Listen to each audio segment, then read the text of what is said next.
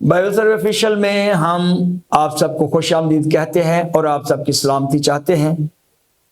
کلام مقدس میں پیدائش پہلا باب اور اس میں تیسرا دن جو ہے اس کی طرف جاتے ہیں، پڑھتے ہیں اور تھوڑی سی تشریح کرتے ہیں، زیادہ لمبی نہیں، چھوٹے چھوٹے کلپس کرتا ہوں میں تاکہ آپ آسانی کے ساتھ سن سکیں۔ یہاں 9ویں آیت میں لکھا ہے، پیدائش پہلے باب کی 9ویں آیت میں، اور خدا نے کہا کہ آسمان کے نیچے کا پانی ایک جگہ جمع ہو کہ خشکی نظر آئے، اور ایسا ہی ہوا۔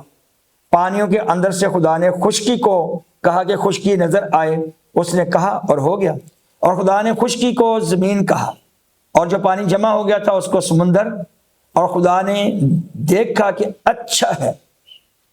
اب جو پانی جمع ہو گیا اس کو سمندر، اور جو ڈرائی لینڈ تھی، جو خشکی ہے، خشک زمین کو، اور خدا نے خشکی کو زمین کہا، جو ڈرائی تھی جگہ اس کو زمین کہہ دیا۔ اور خدا نے کہا کہ زمین گھاس اور بیجدار بوٹیوں کو اور پھلدار درختوں کو، پہلے کیا ہے؟ زمین کیا کرے؟ گھاس، پھر بیجدار بوٹیاں، اور پھر پھلدار درختوں کو جو اپنی اپنی جنس کے موافق پھلیں، اور جو زمین پر اپنے آپ ہی میں بیج رکھیں اگائے، اور ایسا ہی ہوا۔ اب ہم دیکھتے ہیں کہ پہلے گھاس ہے، پھر جڑی بوٹیاں ہیں۔ بعض کا ہماری زندگی جو ہے وہ گھاس کی طرح ہوتی ہے۔ زندگی ہے گھاس، کس کو فائدہ دیتی ہے؟ جانوروں کو، اپنا وہ پیٹ بھرتے ہیں اس سے۔ آگے ہے جڑی بوٹیاں۔ جڑی بوٹیاں کس کو فائدہ دیتی ہیں؟ دونوں کو، جانوروں کو اور ہمیں بھی، ٹھیک ہے۔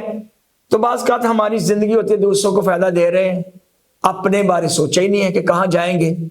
تو پھر ہے پھل، درخت اور ان کے پھل، بہت اچھا ہے۔ یہ کس کو فائدہ دیتے ہیں؟ کوئی جانور بھی پھل کھاتے ہیں، پرندے بھی کھاتے ہیں، لیکن ہم بھی کھاتے ہیں، یہ ہمیں فائدہ دیتے ہیں۔ تو ہماری زندگی جو ہے وہ کام نہیں کرتی جو خدا چاہتا ہے۔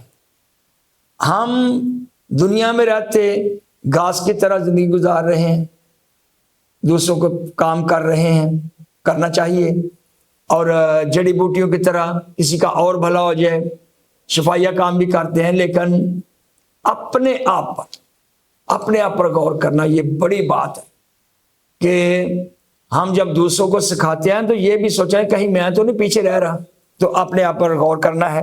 اور آگے دیکھتے ہیں کہ اس میں 3 چیزیں آگی نباتات میں سے، گھاس آگی ہے، جڑی بوٹیاں ہیں، اور پھلدار درخت ہیں۔ تو ان سب کو خدا نے اگایا ہے، ٹھیک ہے۔ تب زمین نے گھاس اور بوٹیوں کو جو اپنے اپنی جنس کے موافق بیج رکھے، اور پھلدار درختوں کو جن کے بیج ان کی جنس کے موافق ان میں ہیں اگایا، اور خدا نے دیکھا کہ اچھا ہے۔ خدا نے دیکھا کہ جب یہ چیزیں آ گئی ہیں تو یہ اچھا ہے، اور شام ہوئی اور صبح ہوئی، سو تیسرا دن ہوا۔ میں تھوڑا سا آپ کو ایک اشارہ دیتا ہوں۔ تیسرے دن خدا نے زمین کو پانیوں سے باہر نکالا ہے، اور اس میں زندگیاں آئی ہیں۔